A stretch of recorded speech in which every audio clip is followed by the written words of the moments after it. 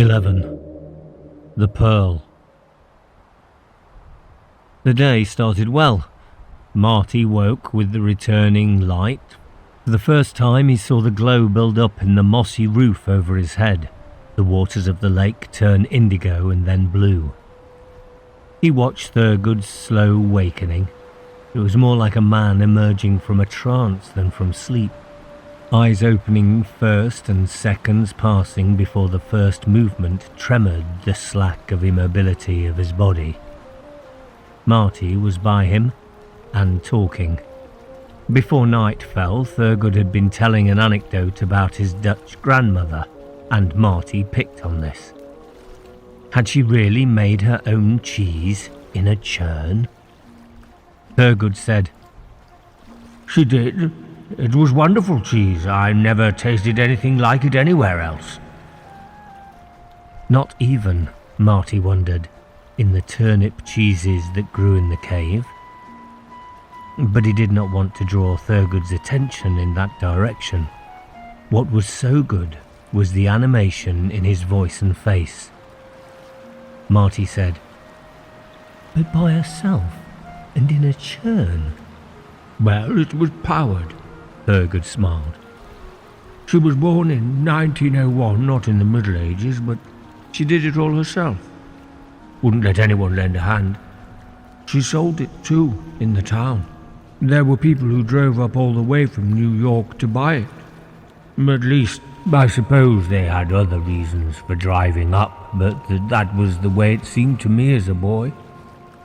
They were from New York, and they came specially to buy it. I knew that." It was fairly easy to keep him going, by a question or a comment here and there. Thurgood wanted to talk. Now that the gate was down, reminiscence came in flood. He spoke about the farm, his parents, relatives. There was a lot about his younger brother, David. "He was a bit like you," he told Marty. "Not so much in looks as in his way of talking." He smiled. "I remember a trick he had. He used to swing on my arm when he wanted something, dragging all his weight on me." "Did you and he fight a lot?" "No. He was 5 years younger. He was always getting into trouble and I was always bailing him out. There was one time he found a wild bee's nest. It was in an old stone wall and he tried to open it up, hoping to get honey from it. And he was about 9 at the time. I found him bawling in the lane and swarming with bees. I grabbed him and heaved us both into the pond. We came up covered in green slime and drowned bees.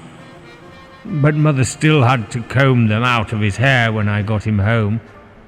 Then Thurgood remembered they had not yet breakfasted. He led the way, still talking, up to the orchard, and the boys followed. Again they ate as sparingly as possible. Thurgood tackled the fruit with his usual appetite, which inhibited conversation from his side. There was more to it than that, though. Marty noticed the silence, the non-communication, falling on him again. When they returned to sit by the lake, the lethargy and reluctance were plain.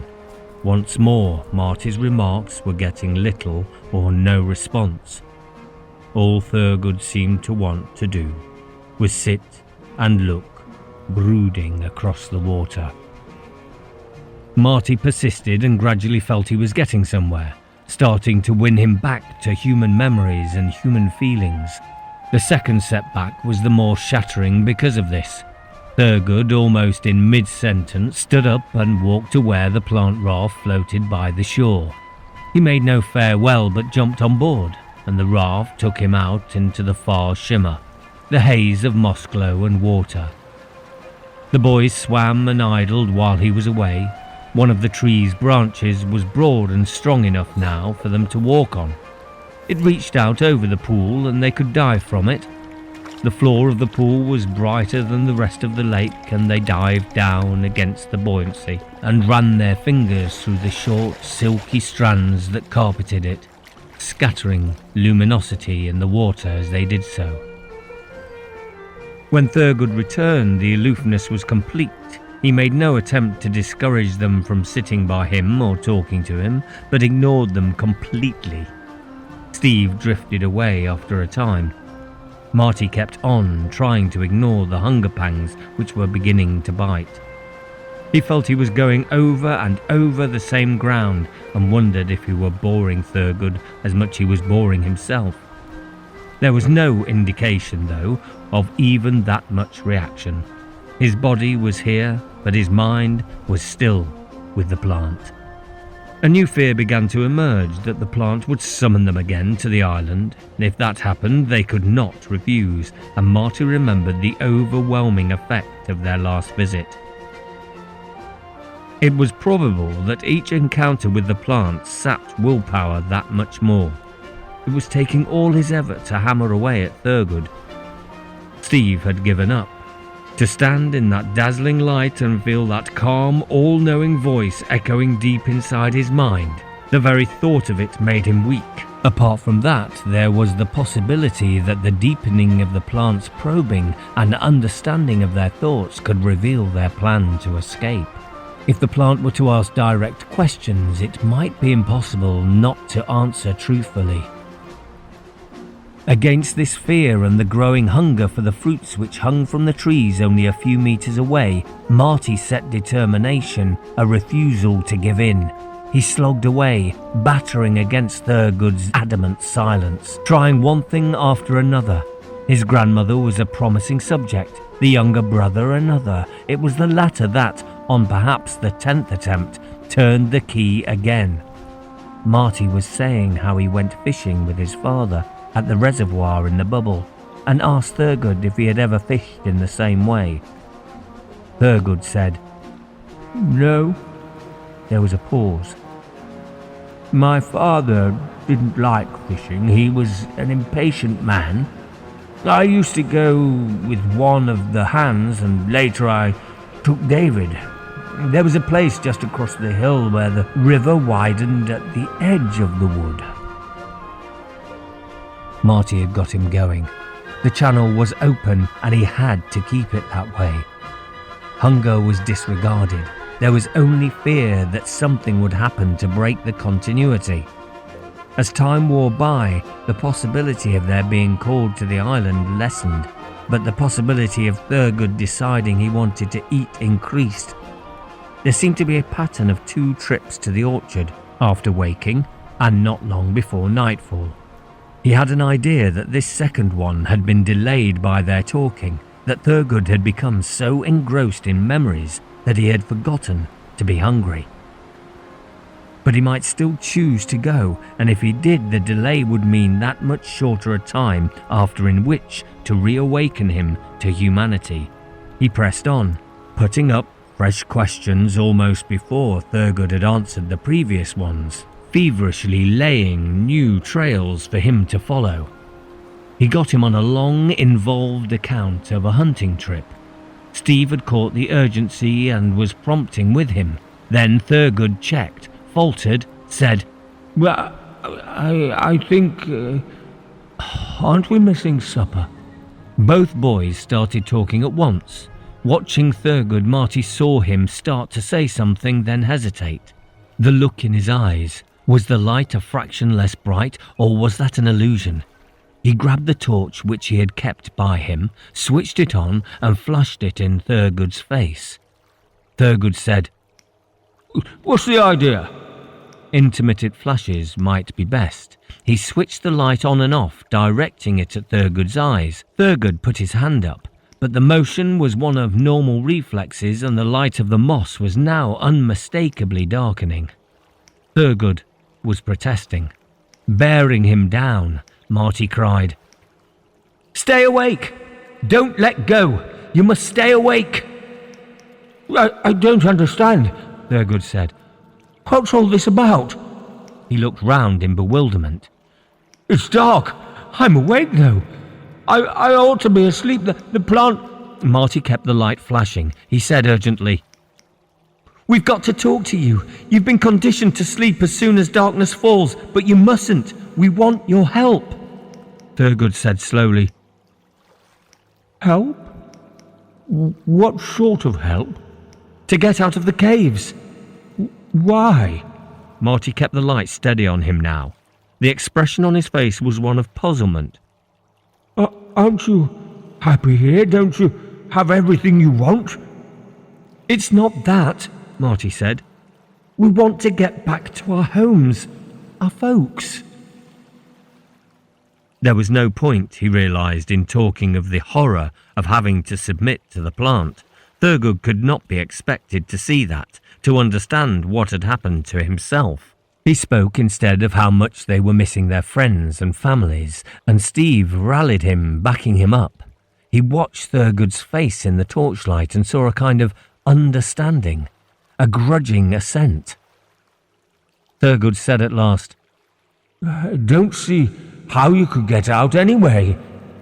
Steve said, When we first met you, you said there were other places besides the top cave where the rock cover was incomplete. You can tell us where they are. Thurgood did not answer. In his face, the understanding was replaced by blankness, all too similar to the blankness he showed on returning from the island. Marty said quickly, In the main cave, all the tunnels are on one side. Does that mean the other side is the inside of the mountain face? Thurgood hesitated. Yes, that's so. And there are faults in it? A couple, small and high up. What about the cave below that? That's the lowest level of all, isn't it? Yes. Does it have faults? No, not faults. Thurgood's tone was awkward and reluctant. Marty kept at him. You said 3 or 4 places where the rock cover was not complete. Where are the others? At the beginning, when the plant was growing and developing from its seed, it needed an exit channel to get rid of unwanted minerals and rocks. That was before it reached ecological balance. In the bottom cave? Thurgood nodded. Steve said, How big? Marty asked at the same time. Could a crawler get through? I think so. Yes, it could. Tensely, Steve said, Will you show us? We couldn't find it without you. Not in time. I don't know. His face gleamed in the light. He was sweating. The plant would not like it.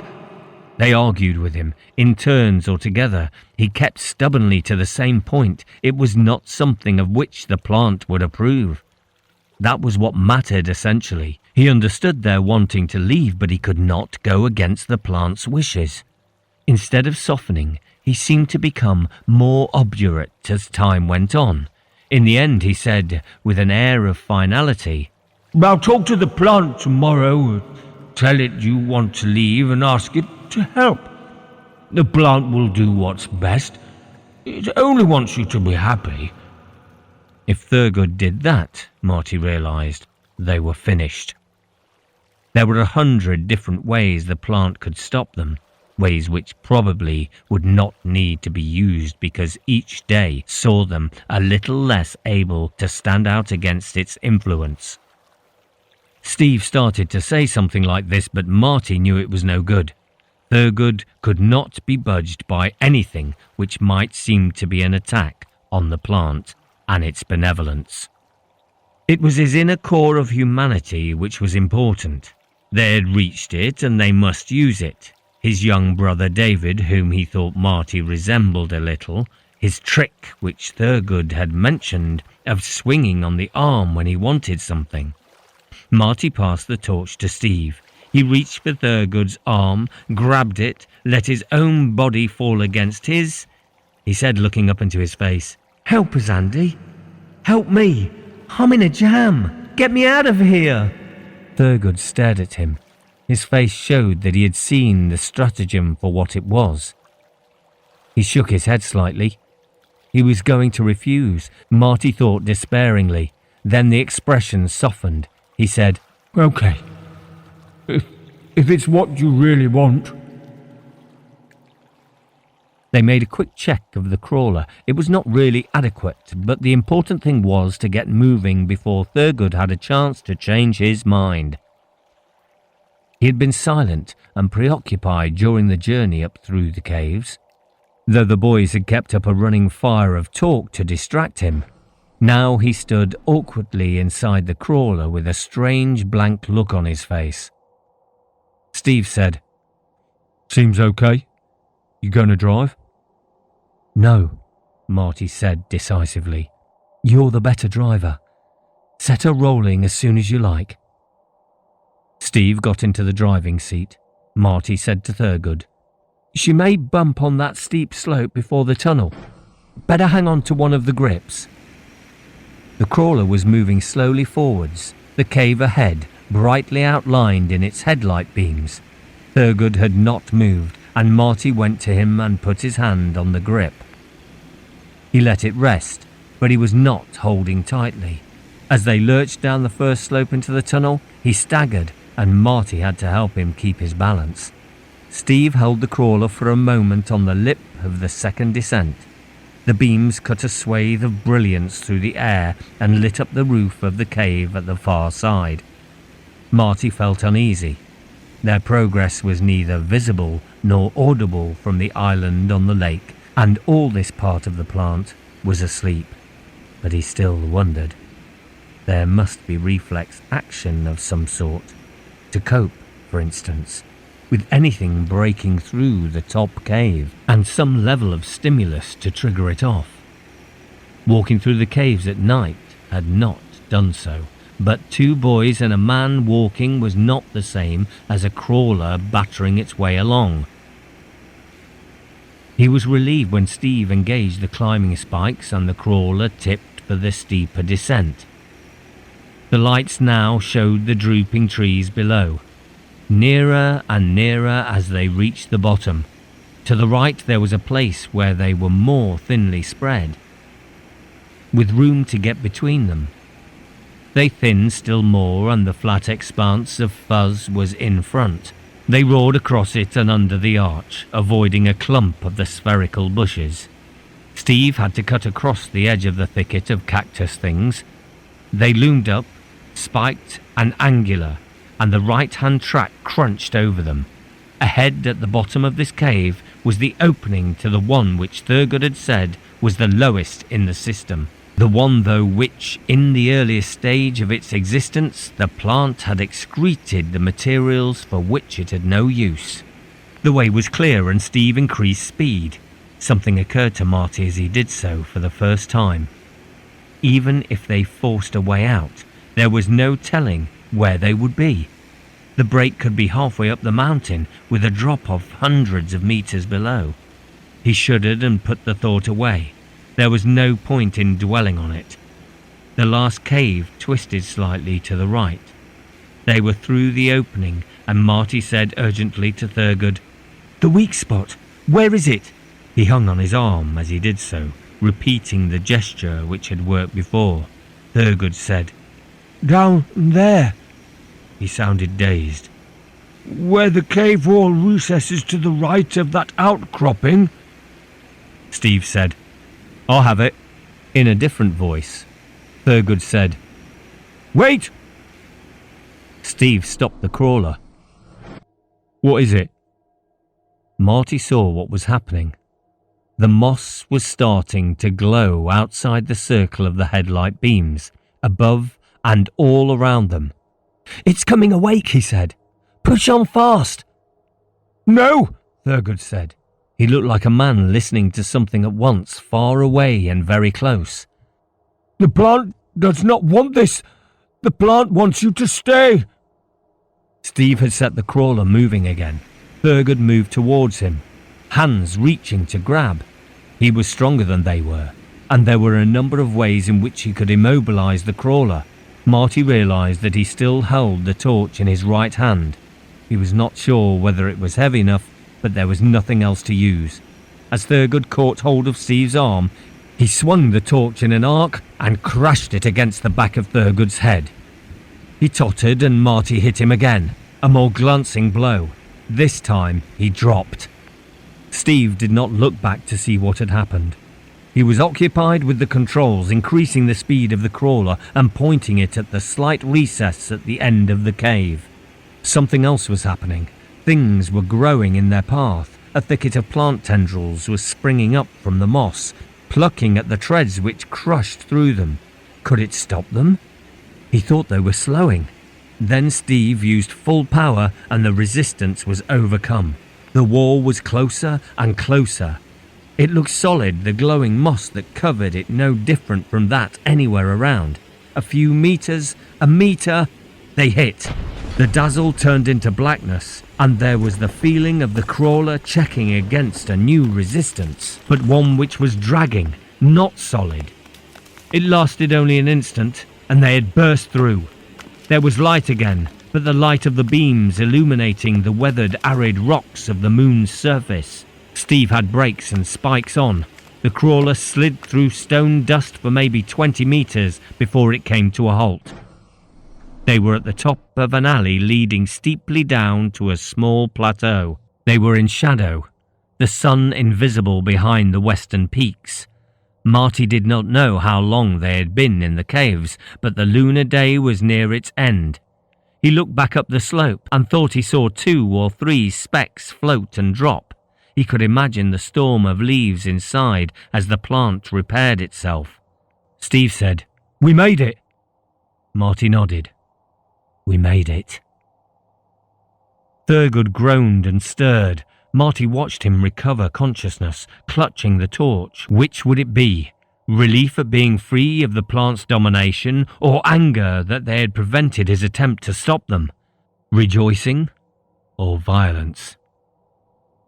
Thurgood opened his eyes and climbed unsteadily to his feet. It was neither of those. The look on his face was one of which Marty had never seen before and did not want to see again. It was a look of utter desolation and loss, the expression of someone who has only one reason for living and is watching it die. He said in a whisper, "Let me go back." "You're all right now," Marty said. "They'll look after you in the bubble. They'll do things for you." Thurgood said, "You don't understand. You can't begin to imagine what it was like. The wisdom, the splendour of the plant. I could not begin to tell you." Steve switched on the reverse beam. It lit up the powdery slope down which they had slid. Above that, the rock face. There was a concavity in it which might have been the spot they had broken through, but it looked no different from anywhere else on the side of the mountain. Steve said, "It sealed itself. You can't go back." Thurgood did not answer. His face had the air of attention, of listening, which Marty had noticed when the moss started to glow. Could the plant reach his mind out here? Or was this the last flickering of an old compulsion? Thurgood unhooked one of the spacesuits and started to climb into it. Steve said, "No!" He looked at Marty. "We must stop him!" If the plant could still reach him, he could be dangerous. It would not be so easy to knock him out a second time, and there was a long journey ahead, back to the bubble. Marty said, "Let him go if he wants to." It was a sign, Marty supposed, of the ascendancy he had acquired over Steve that he did not argue, but how little that mattered now. Thurgood zipped up the suit and went through into the airlock. He said nothing to the boys. Marty wanted to thank him for helping them, but there was nothing he could say which had any meaning against the grief and longing in the man's face. There was the hiss of the air, and Thurgood appeared outside, slipping and sliding as he toiled upward. "What's the good?" Steve asked. "He can't get in." "We couldn't have stopped him." "When he finds it's hopeless, he might open the valves."